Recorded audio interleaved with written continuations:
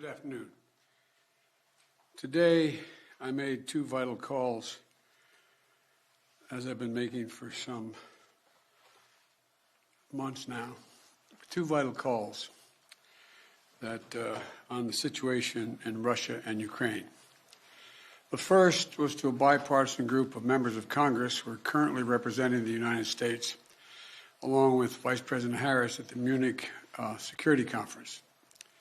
The second was the latest in a series of calls over the past many months with the heads of state of our NATO allies and the European Union, to bring them up to date on what the United States thinks is the current state of affairs and what's likely to happen in Ukraine in the coming days, to ensure that we continue to remain in lockstep, that is, the European Union and NATO. Despite Russia's efforts to divide us at home and abroad, I can affirm that has not happened. The overwhelming message of on both calls was one of unity, determination, and resolve. I shared with all of those on the calls what we know about a rapidly escalating crisis in Ukraine. Over the last few days, we've seen reports of a major uptick in violations of the ceasefire by Russian-backed fighters attempting to provoke Ukraine and the Donbass. For example, a shelling of a Ukrainian kindergarten yesterday, which Russia has falsely asserted was carried out by Ukraine. We also continue to see more and more disinformation being pushed out to the Russian public, including Russian-backed separatists, claiming that Ukraine is planning to launch a massive offensive attack in the Donbass. Well, look, there is simply no evidence of these assertions, and it defies basic logic to believe the Ukrainians would choose this moment, with well over 150,000 troops arrayed on its borders, to escalate a year-long conflict. Russia's state media also continues to make phony allegations of a genocide taking place in the Donbass and push fabricated claims warning about Ukraine's attack on Russia without any evidence. That's just what I'm sure Ukraine's thinking of doing, attacking Russia. All of these are consistent with the playbook the Russians have used before, to set up a false justification to act against Ukraine. This is also in line with the pretext scenarios that the United States and our allies and partners have been warning about for weeks. Throughout these tense moments, the Ukrainian forces have shown great judgment and, I might add, restraint. They refused to allow the Russians to bait them into war. But the fact remains, Russian troops currently have Ukraine surrounded from Belarus along the Russian border and with Ukraine to the Black Sea in the south and all of its border. You know, look, we have reason to believe the Russian forces are planning to and intend to attack Ukraine in the coming week, in the coming days. We believe that they will target Ukraine's capital, Kyiv, a city of 2.8 million innocent people. We're calling out Russia's plans loudly and repeatedly, not because we want a conflict, but because we're doing everything in our power to remove any reason that Russia may give to justify invading Ukraine and prevent them from moving. Make no mistake, if Russia pursues its plans, it will be responsible for a catastrophic and needless war of choice. The United States and our allies are prepared to defend every inch of NATO territory from any threat to our collective security as well. We also will not send troops in to fight in Ukraine, but we will continue to support the Ukrainian people. This past year, the United States provided a record amount of security assistance to Ukraine to bolster its defensive, $650 million from Javelin missiles to ammunition. We also previously provided $500 million in humanitarian aid and economic support for Ukraine. And earlier this week, we also announced an additional sovereign loan guarantee of up to $1 billion to strengthen Ukraine's economic resilience. But the bottom line is this: the United States and our allies and partners will support the Ukrainian people. We will hold Russia accountable for its actions. The West is united and resolved. We're ready to impose severe sanctions on Russia if it further invades Ukraine. But I say again, Russia can still choose diplomacy.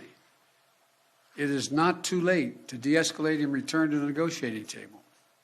Last night, Russia agreed that Secretary of State Blinken and Foreign Minister Lavrov should meet on February 24th. February 24th in Europe. But if Russia takes military action before that date, we'll be clear that they have slammed the door shut on diplomacy.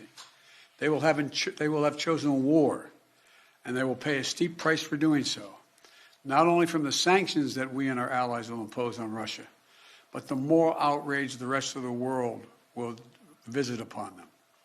You know, there are many issues that divide our nation and our world, but standing up to Russian aggression is not one of them. The American people are united. Europe is united. The transatlantic community is united. Our political parties in this country are united. The entire free world is united. Russia has a choice between war and all the suffering it will bring, or diplomacy that will make a future safer for everyone. Now, I'm happy to take a few questions. Nancy from Bloomberg.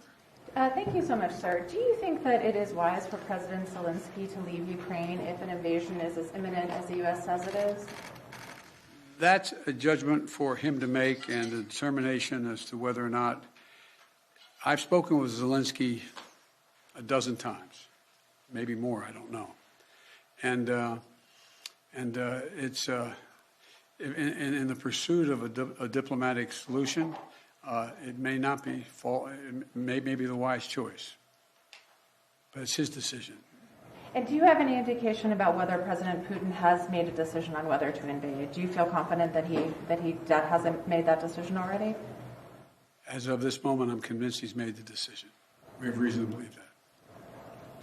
There seems to be a unanimity, a spirit to do between the United States and Europe to do some sanctions, a comprehensive sanctions. But is everyone on board with the exact same sanctions that you want to do? Yes. There will be some slight differences, but none. There'll be more add-ons than subtractions. And President Putin is going to oversee some nuclear drills this weekend. How do you see that happening? What's your reaction to that, sir? Thank you. Well, I don't think he is remotely contemplating using nuclear weapons. But I do think I think he is focused on trying to convince the world that he has the ability to change the dynamics in Europe in a way that he cannot. But I don't. How much of it is a cover for just saying we're just doing exercises, and there's more than that? I just can't. It's hard to read his mind. Mr. President, to be clear, you are convinced that President Putin is going to invade Ukraine. Is that what you just said a few moments ago? Yes, I did. Yes. So is diplomacy off the table then? No. Until he does, diplomacy is always a possibility. What reason do you have to believe he's considering that option at all? We have a significant intelligence capability. Thank you very much. Thank you, guys. Thank you.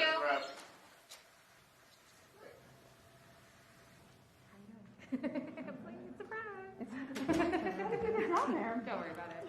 Just magic. Megan is here.